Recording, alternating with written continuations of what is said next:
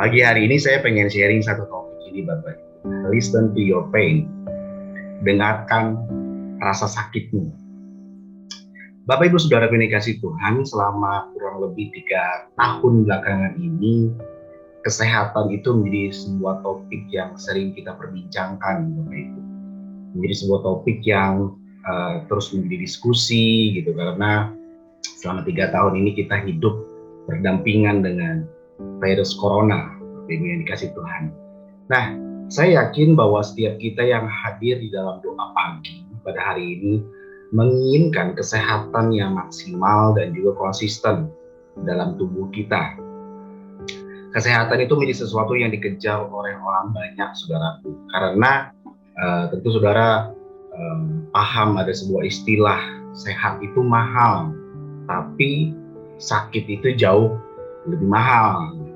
Makanya demi kesehatan, Bapak Ibu, ada banyak orang yang mengusahakannya dengan cara berolahraga, makan makanan yang bergizi, ikut kelas gym gitu, fitness kayak paroni gitu ya, yoga dan sebagainya, lalu minum vitamin dan banyak hal yang kita upayakan untuk kita tuh mendapatkan kesehatan.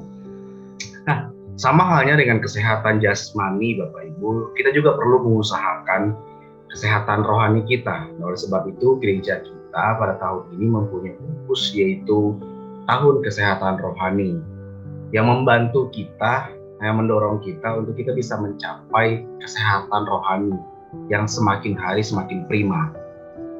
Nah, karena sehat jasmani itu hanya bisa kita nikmati saat kita berada di dunia. Namun sehat rohani memberikan benefit kepada kita bukan hanya saat ini ketika kita masih hidup, tetapi juga saat kita berada di dalam kekekalan, saudara. Nah, namun dalam perjalanannya, terkadang kita itu mengalami yang namanya gangguan kesehatan. Setuju ya Bapak Ibu ya?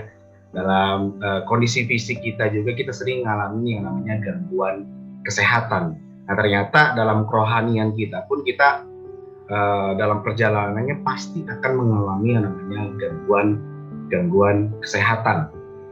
Kita sering mendengar ya, ada orang yang kita kenal atau bahkan mungkin kerabat kita sendiri yang kelihatannya sehat gitu, kelihatannya baik-baik saja, dia jaga kesehatannya sedemikian rupa, nggak pernah ada indikasi apa-apa, tapi lalu tiba-tiba dia menunjukkan sebuah gejala sakit, dan bahkan ada beberapa yang langsung pergi Bapak Ibu yang dikasih Tuhan. Dan ini menjadi sebuah pertanyaan bagi kita semua pagi hari ini. Kok bisa ya gangguan tersebut terjadi dan ada di dalam kehidupan kita? Nah, sama seperti gangguan kesehatan pada jasmani, demikian juga kerohanian kita itu bisa terganggu kalau kita tidak jaga sedemikian rupa Bapak Ibu yang dikasih Tuhan. Dan gangguan yang terjadi kadang pada kesehatan jasmani maupun kesehatan rohani kita bukan berarti karena sakit itu bisa datang dengan tiba-tiba, tetapi mungkin gangguan kesehatan tersebut bisa datang dalam kehidupan kita. Mungkin ada sesuatu yang dibawa, entah pesan-pesan khusus yang mungkin mau dikatakan supaya kita bisa mengevaluasi diri kita. Nah, kabar baiknya Bapak Ibu yang dikasih Tuhan, gangguan yang mungkin sering kita alami, baik dalam gangguan kesehatan jasmani ataupun gangguan kesehatan rohani kita, itu pasti diawali dengan sebuah gejala. Ya, saudara mungkin pernah ketika kita berada di sebuah fasilitas toilet umum gitu ya Bapak Ibu yang dikasih Tuhan, kita sering ketemu sebuah poster seperti ini gitu ya. Ada beberapa gambar urine color gitu ya, yang menunjukkan seberapa sehatnya tubuh kita atau seberapa baiknya proses dehidrasi di dalam tubuh kita. Nah, saudaraku yang dikasihi Tuhan, gangguan yang terjadi baik dalam kesehatan jasmani kita maupun dalam kesehatan rohani kita itu juga pasti akan menunjukkan gejala. Dan kita sebagai orang-orang percaya mesti peka dan mesti mengetahui apa saja gejala yang mungkin hari-hari ini terjadi dalam kehidupan kita, supaya kita nggak drop, kita nggak burn out, kita nggak terlalu jauh sakitnya gitu loh Bapak Ibu yang dikasih Tuhan. Nah, saya melihat bahwa rasa sakit yang kita alami juga menunjukkan berbagai indikasi yang membawa pesan-pesan khusus bagi kita. Untuk kita tuh mengevaluasi kesehatan diri kita. Saat kita ditemukan ada gejala-gejala tertentu di dalam tubuh kita, kita pasti akan bertanya-tanya dan akan membuat sebuah keputusan untuk periksa. Ini pasti ada yang nggak beres dalam tubuh saya. Nah, sama halnya juga dengan kesehatan rohani kita, Bapak Ibu yang dikasih Tuhan. Kalau mulai ada gangguan-gangguan yang kita rasa nggak beres, kita mesti peka dan harus mengevaluasi diri kita. Mana mungkin itu ada gangguan-gangguan yang mungkin bisa terjadi dalam kehidupan kita. Nah, di dalam Mazmur pasal yang ke-119 ayat yang ke-71, Daud berkata bahwa aku tertindas itu baik bagiku, supaya aku belajar ketetapan-ketetapan-Mu. Jadi saudara yang dikasih Tuhan, ternyata rasa sakit yang Tuhan izinkan hadir dalam hidup kita bukan serta-merta hanya menyiksa daging kita, tapi juga bisa membawa pesan-pesan khusus bagi kita untuk kita tuh mengevaluasi kesehatan diri kita. Daud berkata supaya aku belajar ketetapan-ketetapan-Mu. Nah, pagi hari ini Bapak Ibu saya ingin bagikan beberapa hal yang mungkin bisa jadi bahan perenungan kita dan juga mungkin bisa jadi bahan evaluasi diri kita.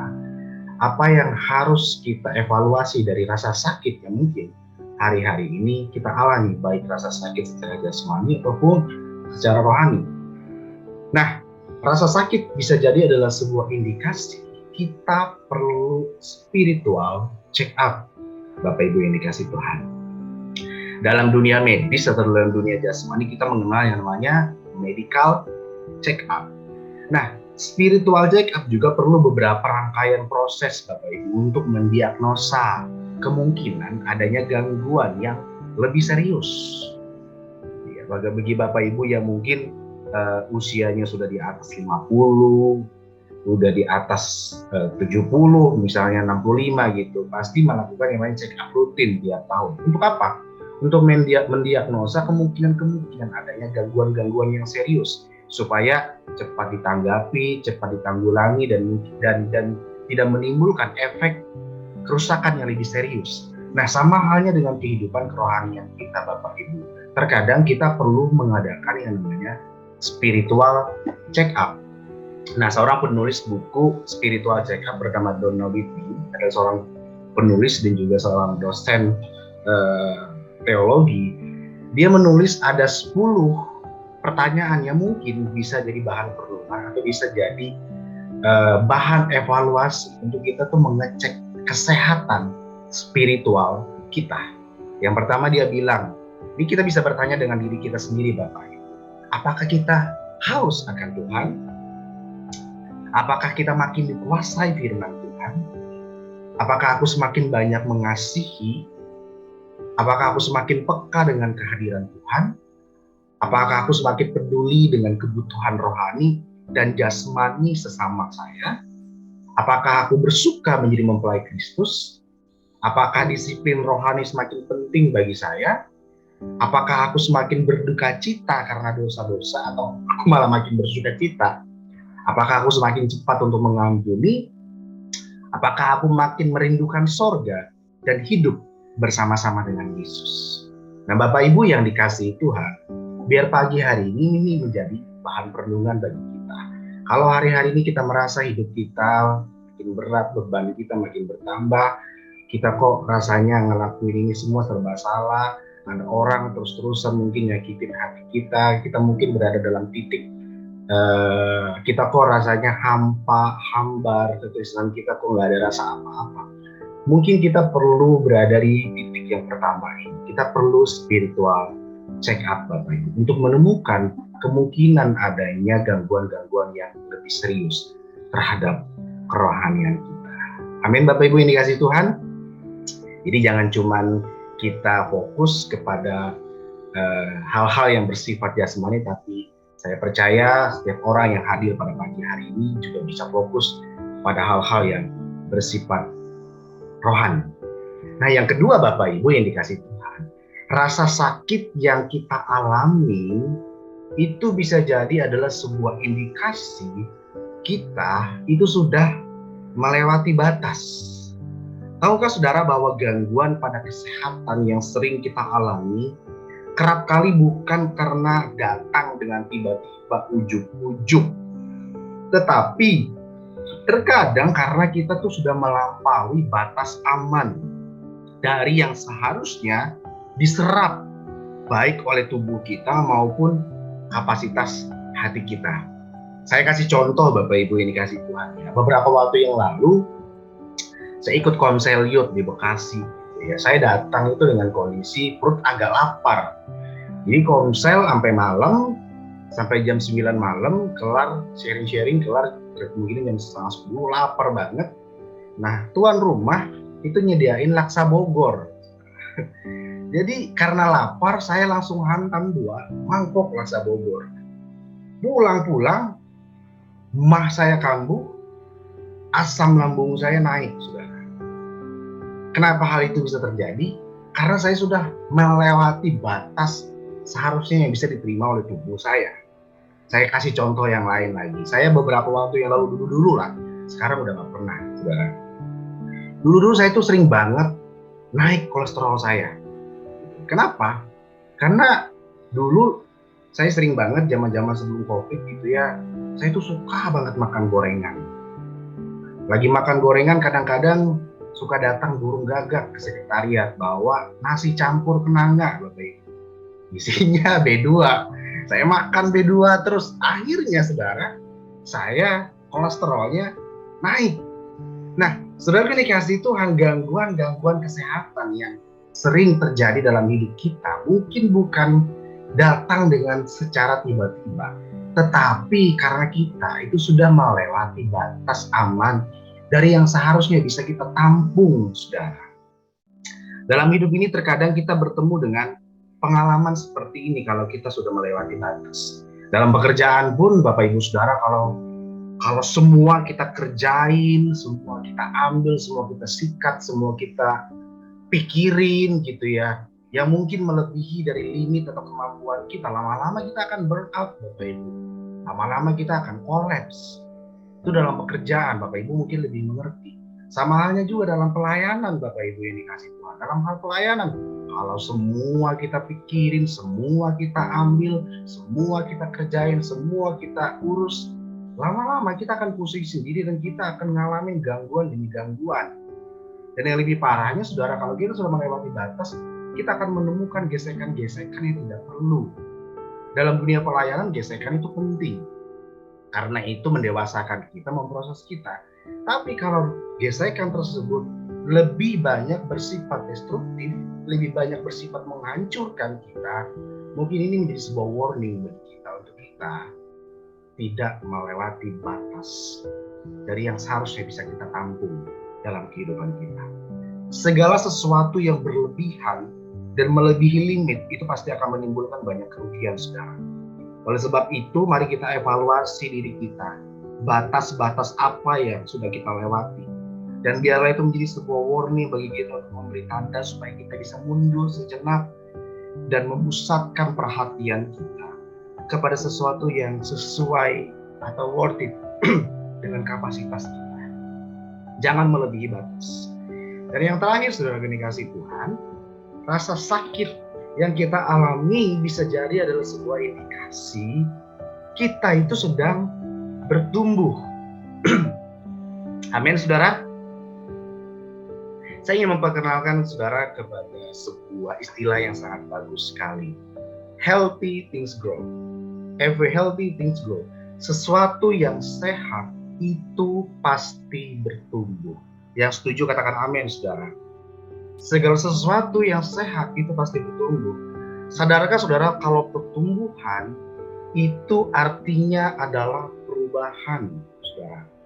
Dan perubahan itu kebanyakan dan pasti menimbulkan ketidaknyamanan atau bahkan rasa sakit, saudara. Saat saudara disakiti, ingatlah mungkin saudara sedang dilatih dan sedang mengalami yang namanya pertumbuhan. Saat saudara dikecewakan, saudara harus melihat dari sisi yang lain. Oh, mungkin Tuhan sedang izinkan saya untuk bertumbuh. Saya kasih contoh, saudara. Saya kan punya anak balita umur 3 tahun. Waktu dia awal-awal tumbuh gigi, dia menunjukkan sebuah gejala sakit. Demam, meriang, dia suhu tubuhnya naik. Sebagai orang tua tentu saya dan istri pasti bakal cemas karena ini anak sakit. Tapi di sisi yang lain saya harus berbahagia, Bapak Ibu. Kenapa? Karena anak saya menunjukkan progres, setuju ya? Karena anak saya menunjukkan sebuah pertumbuhan, dia memasuki tahap yang baru, dia memasuki fase yang baru dalam hidup, tumbuh gigi.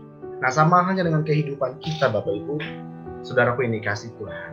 Kalau hari-hari ini kita merasa bahwa hidup kita kok berat banget, bebannya kok luar biasa, kok kita dikecewain, kok kita ngalamin sakit, kok kita ngalamin sesuatu yang di luar kemampuan kita. Percayalah Bapak Ibu Saudara, itu artinya kita sedang bertumbuh. Every healthy things grow. So konklusinya buat kita pada pagi hari ini, listen to your pain. Dengarkan rasa sakit saudara. Mungkin rasa sakit yang kita alami itu membawa dampak yang positif untuk kehidupan kita. Mungkin dia membawa pesan-pesan kepada kita untuk kita meninggalkan dosa kita. Mungkin dia membawa pesan kepada kita untuk kita meninggalkan hal-hal buruk yang sering kita lakukan. Mungkin rasa sakit yang datang dalam kehidupan kita membawa pesan supaya kita belajar untuk lebih mengampuni, belajar untuk lebih dewasa, belajar untuk tidak melewati batas-batas yang seharusnya tidak kita lewati, saudara yang dikasih Tuhan. Dan biar pagi hari ini saya percaya kita bisa mengevaluasi diri kita, maka pertumbuhan kerohanian kita, kesehatan kerohanian kita akan bertumbuh atau akan berkembang secara maksimal. Saya berdoa Bapak Ibu yang dikasih Tuhan, apa yang saya sampaikan pada pagi hari ini bisa berkat buat kita semuanya. Dan marilah kita menjadi pribadi-pribadi anak-anak Tuhan yang semakin hari semakin bertumbuh di dalam kebenaran firman. Tuhan Yesus memberkati kita semua. Amin.